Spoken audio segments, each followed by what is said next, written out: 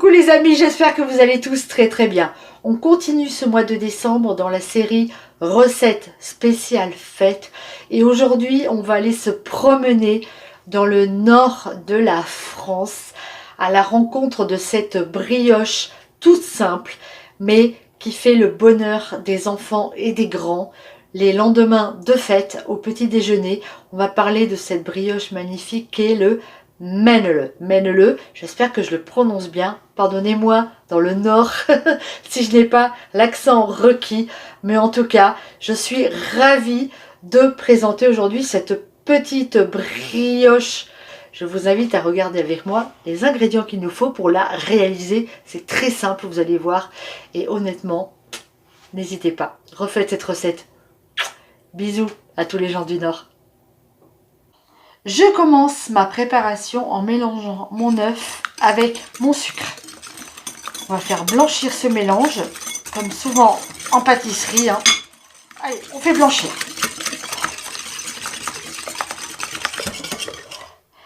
J'ajoute ensuite ma levure que j'ai délayée dans 100 ml de lait. Hop, allez, et on va remélanger tout ça.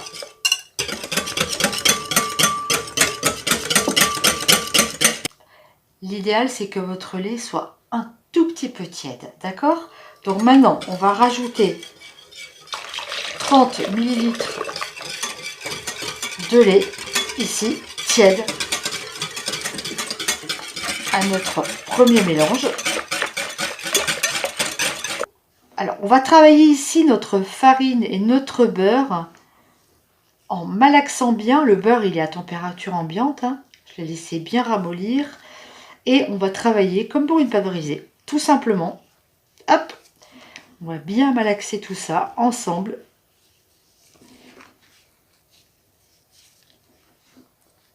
Une fois qu'on a bien mélangé notre beurre et notre farine, on ajoute notre mélange de lait et de levure. Hop, au milieu.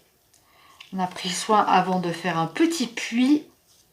Et ça y est, on remélange toute notre pâte petit à petit. Allez, c'est parti. Hop.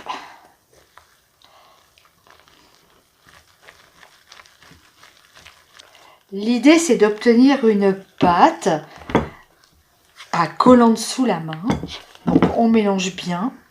Et si, au pire des cas, on trouve que ça colle un petit peu trop, on peut rajouter un tout petit peu de farine.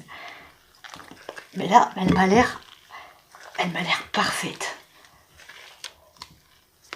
Voilà, elle est parfaite ma pâte, regardez. Elle est souple, elle est belle, elle est magnifique. Hop, il n'y a rien besoin d'ajouter. Elle est nickel, regardez. Hop, superbe. Ok, du coup, on va mettre cette pâte dans son saladier et on va la recouvrir d'un torchon et on va la laisser reposer pendant minimum 2 heures. Regardez-moi ça, magnifique. Au bout de 2 heures, notre pâte est magnifique, elle a très bien gonflé. On va la dégazer, c'est-à-dire on va prendre notre poing et on va lui mettre un coup de poing dans son milieu. C'est fait. Une fois qu'on a fait ça, voyez, elle est superbe. On la récupère. Je ne sais pas ce que j'ai fait de ma corne à pâtisserie, donc hop, on va prendre les mains propres évidemment. Et on va récupérer notre pâte et on va l'étaler. On va l'étaler pour faire, hop là, une belle couche de pâte qui va faire à peu près entre 1,5 cm et 2 cm. Allez, viens là ma belle. Tu es magnifique. Elle est tiède encore, tellement il fait bon dans la maison. Allez, je vais t'étaler. Hop. Hop. Magnifique, très belle pâte.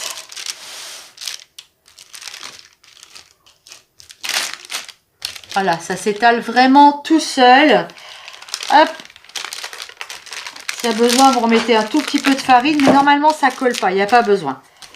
Hop, allez, on y va. On va faire une belle pâte. Moi, je vais laisser 2 cm à peu près d'épaisseur. Alors, une fois que notre pâte est étalée, on va faire 15 petits pâtons. À peu près, hein, 15, si vous en faites 14 ou 16, c'est pas dramatique. Donc moi, je vais la couper en deux, je vais la couper en 4. Et je vais recouper chaque partie en 4. Ça me fera 16. Si je coupe en 3, ça me fera 12. Ah, je vais peut-être couper en 3. Allez, on va pas chipoter, on va faire des gros mandales. 1, 2, 3. Allez, c'est parti.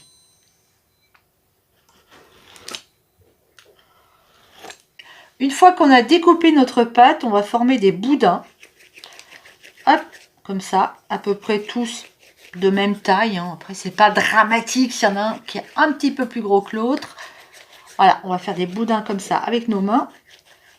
Hop, voilà, petit boudin de pâte comme ça. Ça, c'est assez facile. Allez, c'est parti. Une fois que vous avez vos boudins, vous allez faire des petits bonhommes. Alors, on va prendre un petit morceau pour la tête, un morceau plus grand pour le corps et 2 morceaux pour faire les bras et les jambes. Voilà, tout simplement. Donc, à notre bonhomme, et ben, on va lui faire une tête bien ronde. Hop, comme ça, tout simplement. Un beau corps bien ovale. Toc. Et des bras et des jambes. Et on va l'assembler. Alors, ne faites pas des bras ou des jambes trop rikiki. Il faut que ça soit quand même un petit peu moelleux, boule, boudin, comme ça. Voilà. On n'hésite pas. Hop. Allez, on lui fait des beaux bras bien musclés. Toc. Voilà. Les petites jambes. Toc. Et voilà. Et on fait nos 15 petits bonshommes de la même façon.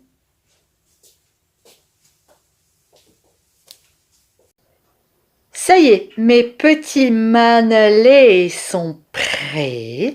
Maintenant, je vais recouvrir d'un torchon et je vais à nouveau les laisser gonfler pendant une demi-heure.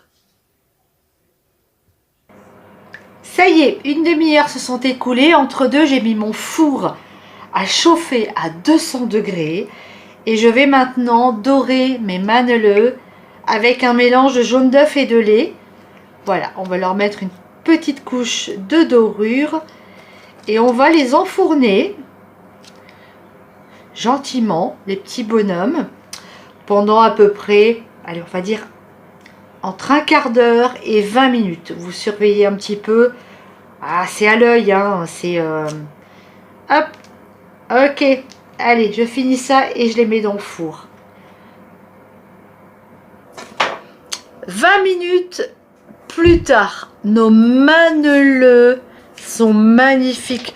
Regardez-moi le gros bidou de ces gros bonhommes là, ils sont super jolis. Alors là, il en manque un. Hein. Il est où le maneleux là? Il a disparu. Bon, on l'a goûté pour voir un petit peu si c'était cuit. Au bout d'un quart d'heure, ça ne l'était pas tout à fait. Donc on a laissé 20 minutes. Alors ici, on a le fameux maneleux qu'on a goûté. Ici, on avait un reste de pâte.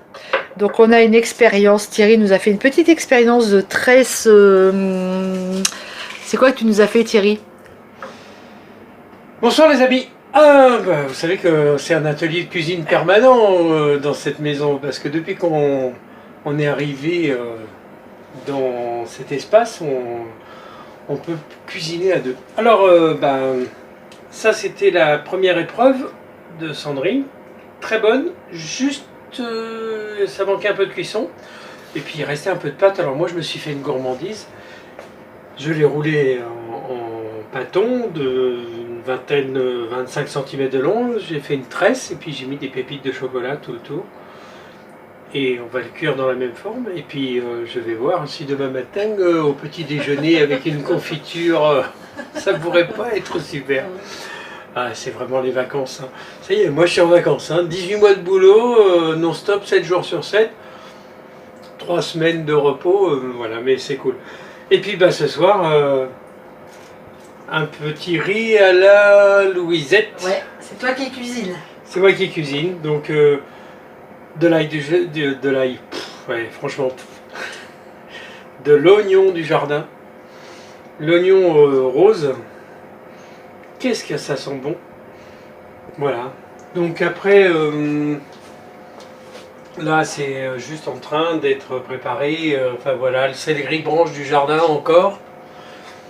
Céleri branche du jardin, on en a encore. De l'oignon, on n'a pas tout mangé. On en mange pas mal. Il en reste pendant un petit bout de temps. Et puis ben voilà quoi, des petites crevettes de Bretagne, du riz, une petite sauce pimentée à la mode popote parce que on a tout, on a tout.